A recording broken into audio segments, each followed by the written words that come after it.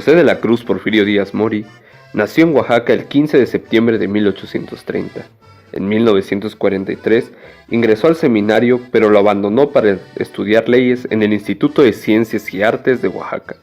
En 1855 dejó los estudios para apoyar la revolución de Ayutla y combatir al presidente Antonio López de Santana.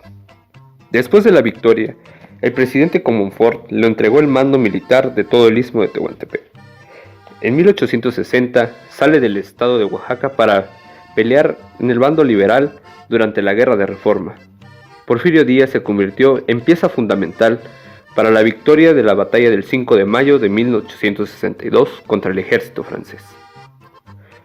En 1867, Díaz se postuló como presidente contra Juárez, pero resultó derrotado y nuevamente en 1821 participó en los comicios contra Lerdo de Tejada y Juárez, perdiendo otra vez en esta ocasión. Él no estaba dispuesto a perder, así que se levantó bajo la bandera de la no reelección. En 1876 crea el Plan de Tuxtepec para derrocar el gobierno de Lerdo de Tejada. Consiguió la victoria y así se convierte en el presidente provisional de la nación. En 1877 se convierte en el presidente constitucional. Después de un tiempo, Díaz se adjudica los tres poderes de la Unión: el legislativo, ejecutivo, incluso el judicial. Y así, él llega a tal extremo de nombrar diputados, gobernadores. A partir de 1895, México pasó a tener de varios cientos a 19,000 kilómetros de vías férreas. Durante el periodo de Díaz, el 80% de la población era analfabeta y la desigualdad social era palpable.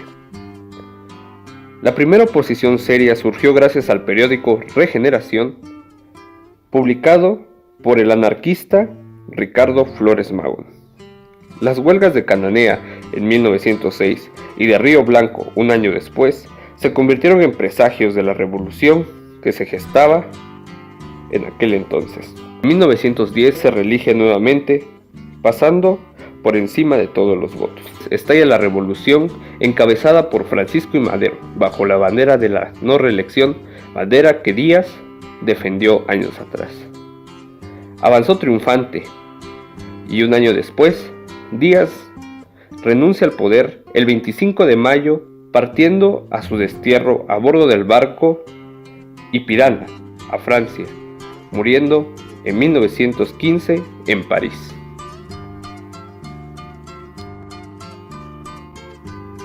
El 20 de noviembre de 1910 estalla la Revolución Mexicana encabezada por Francisco I. Madero. Poco a poco comenzaron a aparecer focos de insurrección, especialmente en el norte del país. En febrero de 1911 atacó la ciudad de Casas Grandes, con esto aumentando las batallas y así obteniendo importantes triunfos. A principios de mayo consiguen tomar Ciudad Juárez. Este hecho señaló el momento en el que la dictadura de Díaz se dio el 21 de ese mismo mes. Se firmaron los tratados de Ciudad Juárez entre gobierno y rebeldes, como se estableció. En ellos Díaz renunció al poder y partió al exilio. Después de ser derrocado Díaz, Madero accede al licenciamiento y desarme de las tropas que le habían dado el triunfo, ambos graves errores. El presidente interino, León de la Barra, se esmeró en enemistar a Madero con Zapata y Pascual Orozco. En noviembre de 1911, Madero es electo presidente, pero su alianza con otros revolucionarios se había socavado y casi enseguida Zapata lanzó el Plan de Ayala, rebelándose en su contra. El 9 de febrero de 1913, estalla un golpe militar contra el gobierno de Madero durante 10 días, a los que se les conoce como la Decena Trágica. El día 18 de febrero, Madero es hecho prisionero después de la balacera en el Palacio Nacional. Madero y su vicepresidente, José María Pino Suárez, fueron obligados a dejar el poder el 19 de febrero. Pedro Lascurain, su sucesor, fue presidente apenas 45 minutos antes de cederle el poder a Victoriano Huerta. La noche del 22 de febrero, mientras Madero y Pino Suárez eran trasladados a la penitenciaría de Lecumberri, el mayor Cárdenas los asesinó con su pistola. Después de la muerte de Madero, Villa, quien se encontraba en Estados Unidos, regresa a vengar la muerte de su redentor, conformando así la División del Norte. Después de una serie de batallas, algunas exitosas y otras fallidas, en noviembre de 1913 toma Ciudad Juárez. El 8 de enero de 1914, Villa tomó Chihuahua, asumiendo la gobernatura del estado. La Convención Revolucionaria de Aguascalientes, celebrada en octubre de ese mismo año, que pretendía reconciliar a Villa y a Carranza, fracasó. De un lado estaban Zapata y Villa, y del otro, Carranza y Obregón. En diciembre de 1914, Zapata y Villa se reunieron en la capital, donde se tomó aquella icónica foto donde aparece Villa sentado al lado de Zapata en la silla presidencial. Zapata regresó a Morelos mientras los carrancistas buscaban controlar a los villistas.